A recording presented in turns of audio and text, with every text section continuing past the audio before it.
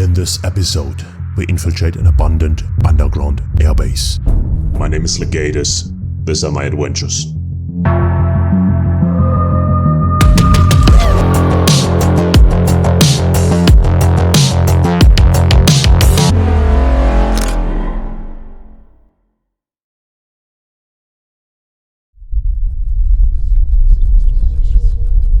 Years ago, a top-secret military complex capable of withstanding a nuclear attack was destroyed. This is the story about a stronghold hidden away in a mountain, somewhere in the outer regions of southern Europe.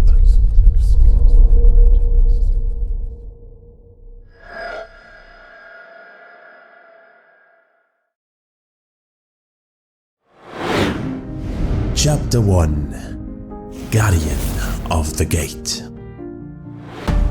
Before we begin our adventure, we must first pay our respects to the gatekeeper.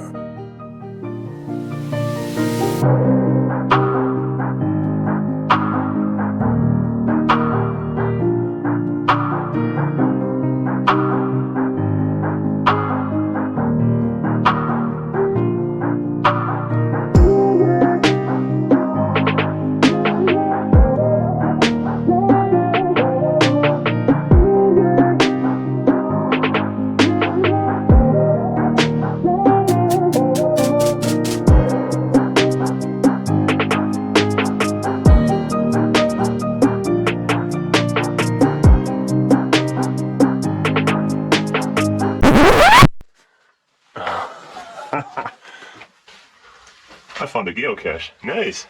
Let's sign it.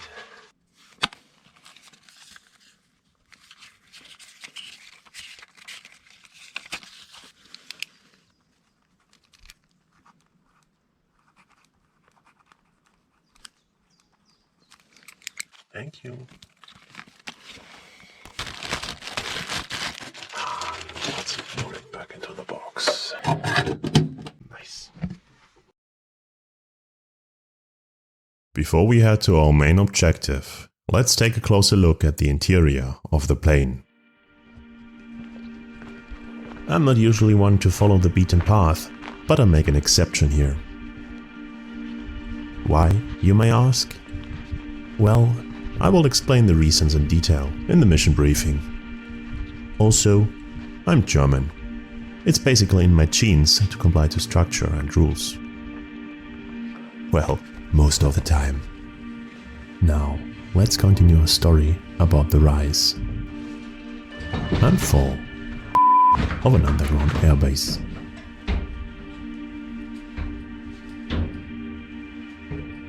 So, you may wonder, who parked the plane here? The long answer is, it's an old Douglas C-47 Dakota. This type of plane is a military transport aircraft that was used extensively by the Allies during World War II. The plane is right next to a former military base that is along the path to our main objective. That's why I called the plane the Gatekeeper. As you may have noticed, there are bullet holes all over the exterior. So, my best guess is that it was retired here. The aircraft was quite damaged by time and weather. Metal thieves and souvenir collectors also play their part. And obviously people with stickers. Well, and maybe I'm also to blame.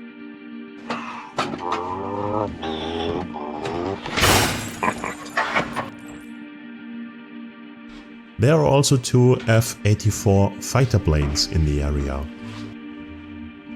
but I haven't actively searched for them. For the same reason, I took the beaten path.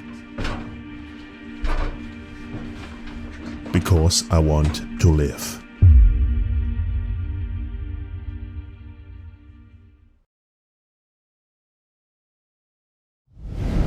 Chapter 2: Infiltration. This was the easy part. Now we have to get creative. The problem is that my target location is very close to a state border, and therefore the border police has a very strong presence in the area. According to my research, confrontations usually proceed relatively harmless, that is, with a friendly conversation. Of course, only if you have the right passport, which I have. Still, I want to play it safe. I'm operating Greyman style, so I'm dressed like an ordinary hiker. My plan is to sneak into the location as quietly and silently as possible. As soon as I reach the entry to the tunnel system, I'll switch to my protective equipment. Alright, without further ado, let's ride!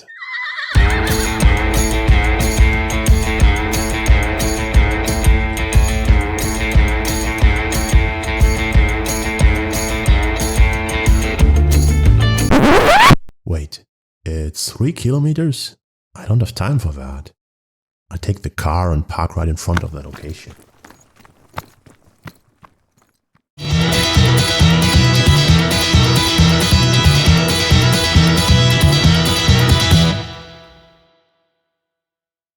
A few minutes later. This is it, we're entering the facility. Any second now. Yeah, now we're inside, based on my map.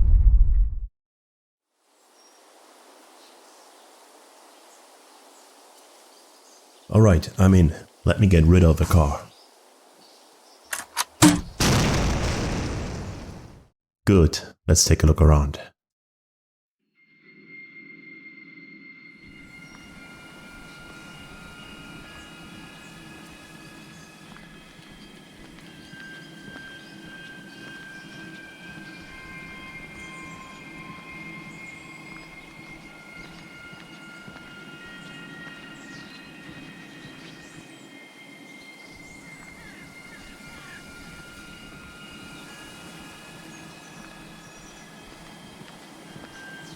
We are getting close.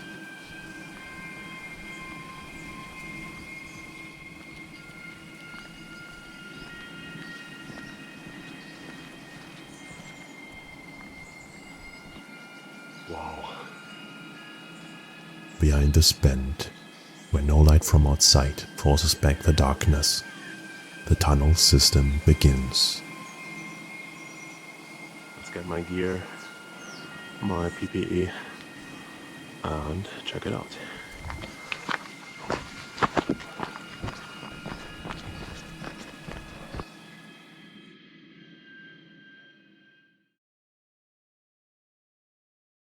Alright, before we continue, let me tell you where I am and what I'm up to. Mission briefing started. This location is a former airbase that has been abandoned for about 30 years. On the outside, there are multiple runways for takeoff and landing. Loading airfield map. The thing that caught my interest is the elaborated underground tunnel system built inside the mountain right next to the airfield. In the past, this network of caverns has been used to shelter personnel, equipment, and even fighter jets for the event of a nuclear attack. In terms of possible dangers, this location is a tough one. First of all, it's right next to a state border. Literally, since the border runs straight across the airfield. The problem is, it's not just any border, it's an outer border of the European Union, so I better should watch out for border controls. The second item on my list is nothing to joke about. The airfield, or at last the meadows and forests aside the roads, have been secured against enemy forces. This means that there are landmines. In case you wonder why I was overly cautious earlier, this is why. I know for a fact that most of the mines have been cleared 3 years ago, but since they still train dogs for searching landmines in this area, I'm not quite convinced that they found everything. This is no problem, as long as I stay on the roads. As soon as we are on the facility, a widely branched tunnel system with additional dangers awaits us. Switching to facility map. This is a very crude and incomplete map, but it will suffice to get in and out. You try drawing something like that without hands. If you don't like it, draw it yourself. That's not what I... Alright. There are 4 entrances to the tunnel system. Each of the entrances is secured by a heavy blast door made of almost 1 meter of reinforced concrete. Tunnel 1 of the underground airbase is contaminated with polychlorinated biphenyls. Thank you. It's also known as PCB. A peak value of 164 parts per million has been measured here. To cut a long answer short, that's a lot and it's dangerous for your long-term health. Transmission occurs mainly via dust particles, so an appropriate respirator, long clothes and gloves should protect me. Just to be on the safe side, I will avoid contaminated areas to the best of my knowledge. As for the other gates, gate number 3 is sealed off for all time, and gate number 4 is very close to the border. Too close for comfort. So, the only remaining entrance is number 2. We'll take that one. Within the facility there are several connected main tunnels from which small side tunnels branch off. To keep it interesting, I've set myself a few goals. There's supposed to be an elevator to the control tower somewhere deep in the complex. It is here. Of course, the elevator hasn't been functional for a long time, but I would still like to see it. In one of the tunnels, there's a memorial shrine I want to pay my respects to. I don't know exactly where it is, so I have to search for it. It is here. If I'm lucky, I might just stumble over it. The sealed gate number 3 is said to be quite impressive. I have something very special planned here. And last but not least, I want to see the star.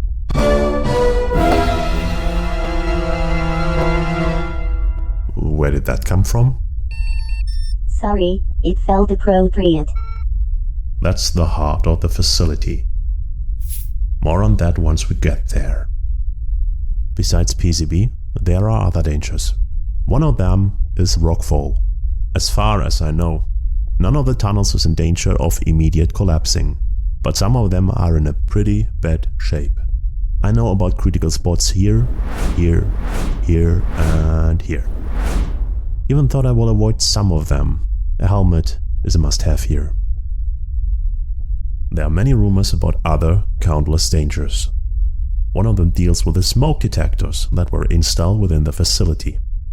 Apparently, they contained radioactive material. And after what happened to the base, it is possible that some of the material leaked into the environment.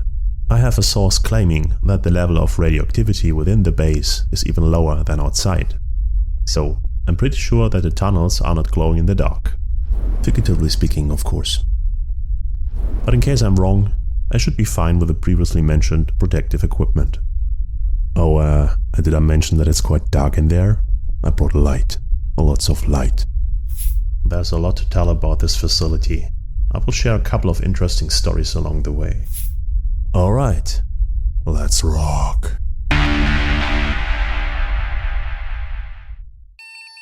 Mission briefing finished. Resuming exploration.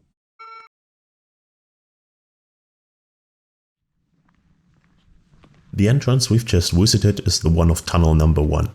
As mentioned, it is contaminated with PCB, so we enter tunnel number 2, right next to it.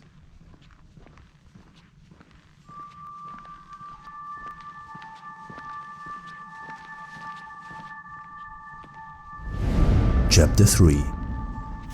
Into Darkness. Personal protective equipment deployed.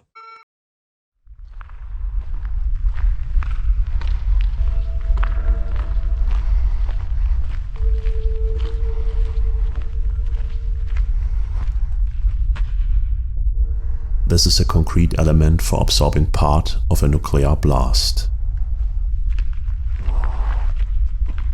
The construction was supposed to withstand the nuclear attack with an explosive force of 20 kilotons, which is roughly equivalent to the atomic bomb that was dropped on Nagasaki during the Second World War. The entrances and exits used by the aircrafts were protected by blast gates made of 60 to 80 centimeter thick reinforced concrete. Each gate is designed to be pulled close by its own weight. which is about 100 tons, as soon as the lock is released.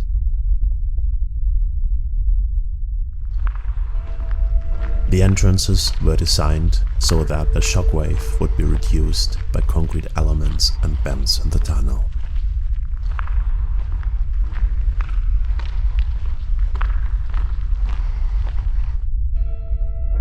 All of this was intended, among other things, to protect the fighter jets stationed within the base, so that they are still able to fly missions, even after the beginning of the end.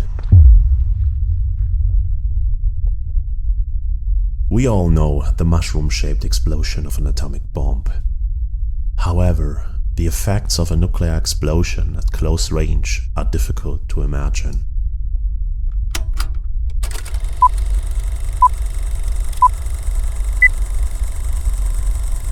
This is what an impact directly on the airfield in front of the facility would have looked like. This is footage from a 43 kiloton explosion from the Operation Teapot series of tests carried out by the United States Armed Forces in 1955. It's a second sun right in front of your doorstep.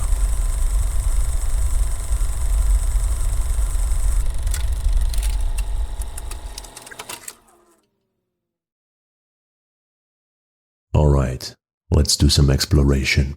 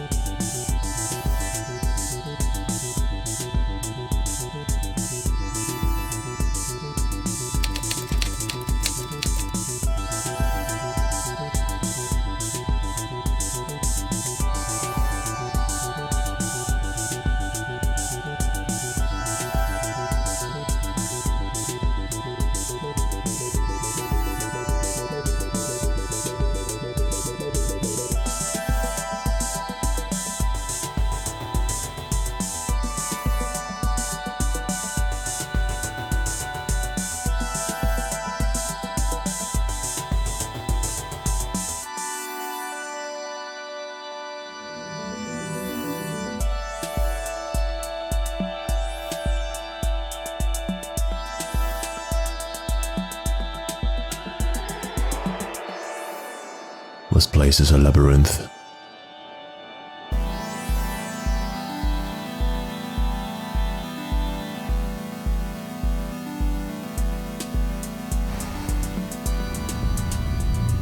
They say that strange creatures roam these tunnels. I think I found them.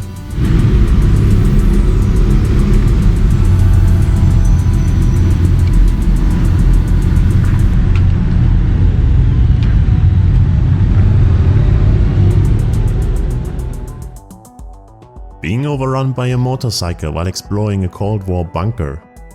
That would be a first. And also quite hard to explain.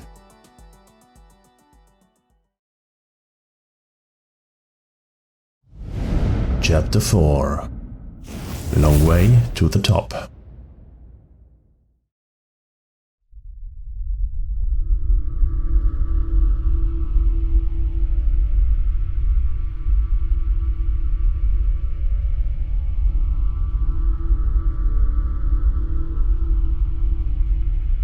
Let me tell you a few things about this beauty. So, story time. The facility was a child of its paranoid era, with World War II being its daddy and the Cold War being its mummy.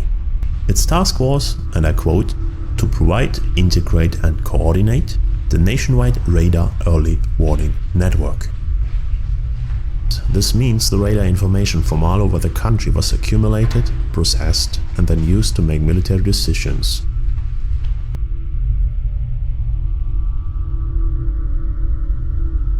A According to my sources, the conception of the facility and the search for a possible location began in 1948. Construction took place between 1956 and 1965. In 1968, the base was still unfinished, but was put into operation because of a crisis that threatened the country.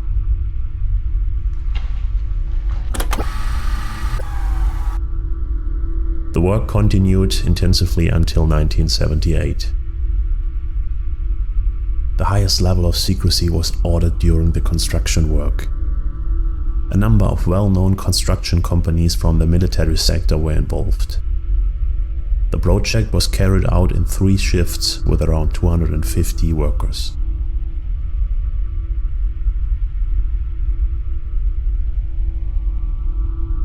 The construction work was a great state secret and nobody knew about it.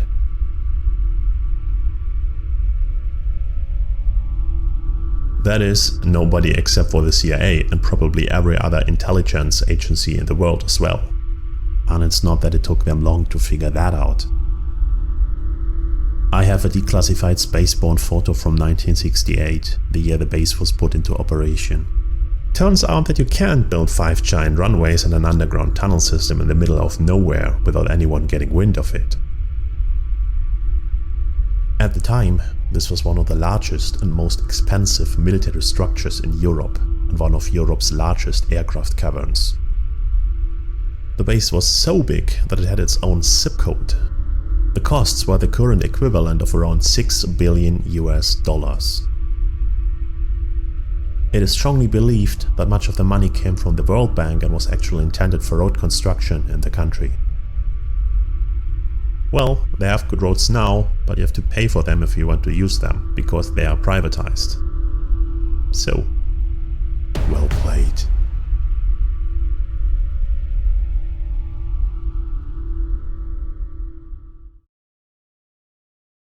I think it's time we search for our first objective. Let's go to the elevator shaft.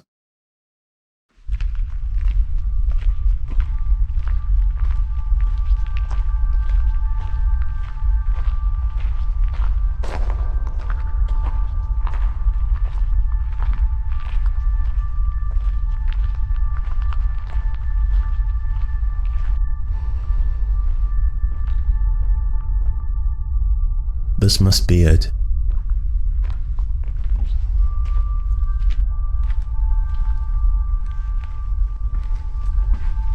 Down that hallway is the elevator shaft that led to the control center, which was built into the mountain 30 meters above the facility.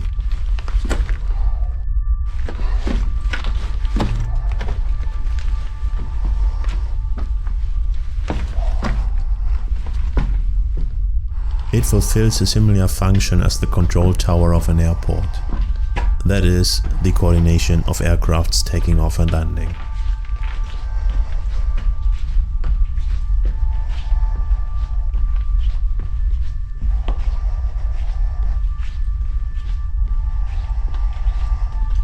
The control center can still be entered today,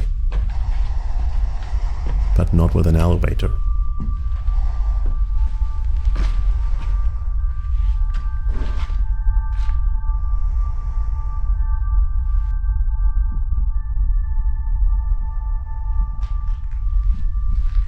First, there is no power, and second, the elevator has been smashed into pieces and now blocks the upper part of the shaft, together with most of the other metal that is still on site. The remains of the elevator are somewhere up there.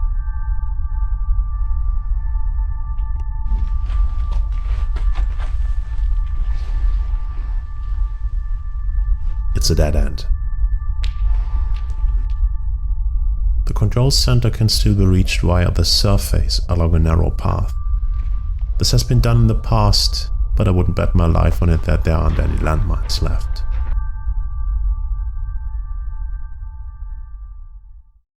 This video will be continued. Will we reach our objectives? What will await us at the star? And why are there lights in the tunnel? We will find out in part 2.